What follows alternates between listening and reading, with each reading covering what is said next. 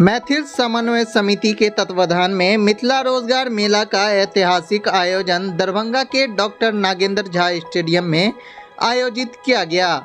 देश के विभिन्न क्षेत्रों के नामचीन कंपनी के प्रतिनिधियों ने लगभग 10,000 अभ्यर्थियों को रोजगार उपलब्ध कराने के लिए उपस्थित हुए।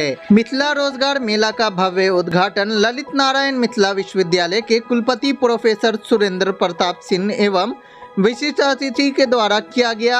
अपने संबोधन में ललित नारायण मिथिला विश्वविद्यालय के कुलपति ने मैथिल समन्वय समिति को धन्यवाद देते हुए कहा कि रोजगार मेला आयोजन करने का परिकल्पना ऐतिहासिक रहेगा। मैथिल समन्वय समिति के संरक्षक एवं संदीप विश्वविद्यालय के चेयरमैन डॉक्टर संदीप झा ने उपस्थित सभी अतिथियों का स्वागत करते हुए देश के विभिन्न क्षेत्रों से आए कंपनियों का आभार व्यक्त किया। साथ ही रोजगार मेला में आए सभी अभ्यर्थियों के मंगलिक भविष्य के लिए शुभकामनाएं दी। समिति के संरक्षक द्वारा भविष्य में मिथिला के अन्य क्षेत्रों में भी इस ज्वलंत बेरोजगारी की समस्याओं के समाधान के लिए आयोजन किया जाता रहेगा। इस मामले में लगभग 7,000 अभ्यर्थियों ने बड़े ही उत्साहपूर्वक तथा शांतिपूर्वक अपने साक्षात्कार करवाया।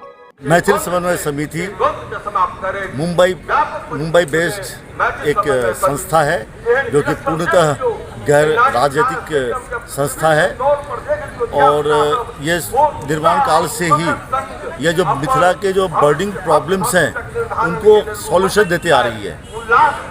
2016 से अभी तक हम लोगों ने 4 सफल वर वधु परिचय सम्मेलन का आयोजन किया है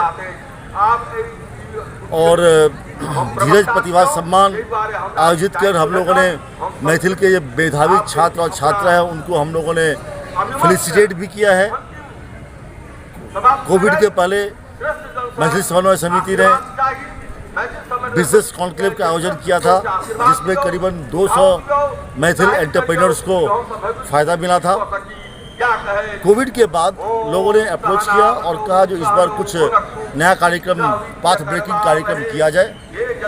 फिर हम लोगों ने सोचा बेरोजगारी मिथिला की सबसे बड़ी समस्या है, क्यों न इस बार इस प्रॉब्लम को एड्रेस किया जाए। फिर हम लोगों ने तय किया कि इस बार का ये कार्यक्रम मिथिला के हृदय स्थली दरभंगा में हम लोग करेंगे और आज का जो आयोजन है उसी उपलक्ष्य में हो रहा है।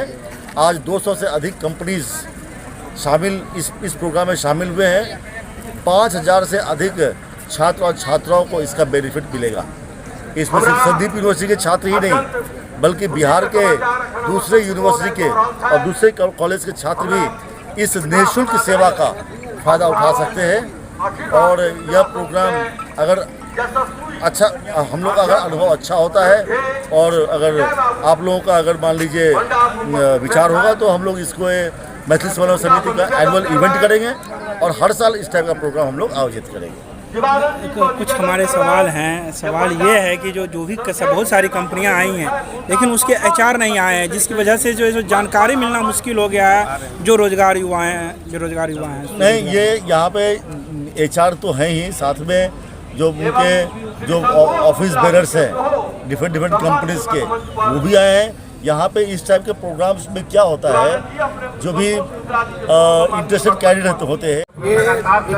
ये जो इनिशिएटिव मैथिली समन्वय समिति जो लिए हैं ये पहला एक प्रयोग है इनके। एक बम्बई में एक बार हुआ था जो बहुत सारे हमारे अपने मैथिल समाज के बिहार के जो युवा थे उनको मुंबई में भी रोजगार उपलब्ध करवाए थे और मिथिला के धरती पे ये पहला इनका प्रयोग है और ये बहुत ही बढ़िया इनिशिएटिव लिए हैं। देखिए बहुत सारे कमेटी हैं, बहुत सारे संस्था हैं जो अपने फ़ायदे के लिए सोचते हैं। पहला एक ऐसा संस्था है जो समाज हित के लिए काम कर रहे हैं और इसमें ज़रूर 100% बहुत सारे बच्चे को लाभ मिलेगा।